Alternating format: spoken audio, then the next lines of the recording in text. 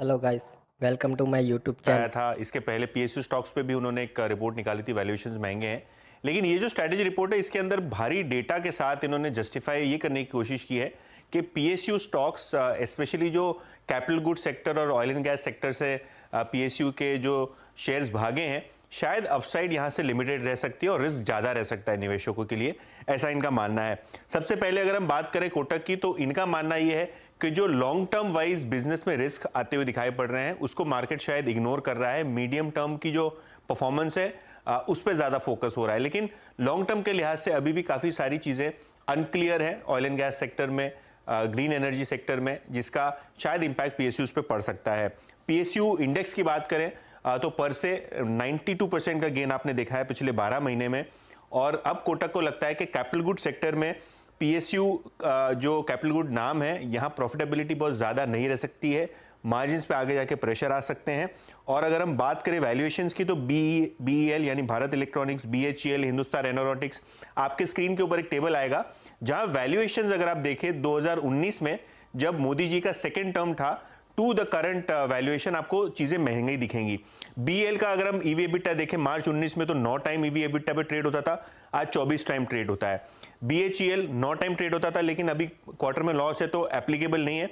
लेकिन अगर हम कोची शिपयार्ड की बात करें तो 5 साढ़े 5 के ईवी एबिटा पे ट्रेड होता था और 25 टाइम ट्रेड हो रहा है। एचएल मार्च 19 में कंपनी ने लॉस पोस्ट किया था और अब 21 टाइम ईवी एबिटा पे ट्रेड हो रहा है, तो जो हायर साइड पे है, ऐसा कोटक को लगता है। अब यहां से मूव करते हैं पावर पीएसयूज की तरफ, जहां रिटर्न ऑन इक्विटी की जो प्रोफाइल है वो थोड़ी बहुत वीक होती हुई दिखाई पड़ रही है। और अगर आप प्राइस टू बुक वैल्यूएशन दे दें इन सभी पावर पीएसयूज को, तो आपको दिखाई पड़ेगा कि बहुत प्रीमियम पे अब रिन्यूएबल एनर्जी कंपनी जैसे एनएचपीसी, एसजेवीएन है, वो ट्रेड कर रहे हैं। एनटीपीसी भी इनफैक्ट आपको मल्टी ईयर हाई वैल्यूएशन पे आता हुआ दिखाई पड़ रहा है।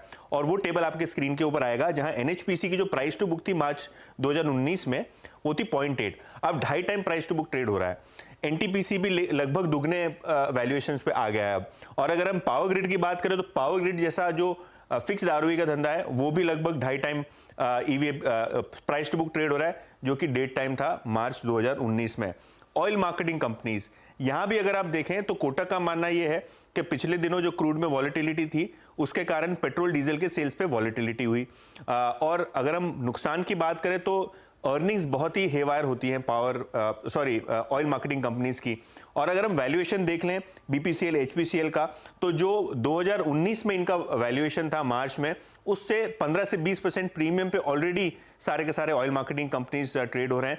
और अभी करंट वैल्यूएशन देख लें तो फॉरवर्ड बेसिस पे बीपीसीएल, एचपीसीएल और आईओसी, इन सभी के जो पीज हैं वो एक्सपैंड हो चले हैं। खास करके बीपीसीएल और आईओसी 10 के पी मल्टीपल पे ट्रेड कर रहे हैं, जो कि कोटक के हिसाब से काफी महंगे हैं। और आगे जो ग्रीन एनर्जी का ट्रांजिशन है, इसका भी एक बड़ा रिस्क मार्केट इग्नोर कर रहा है।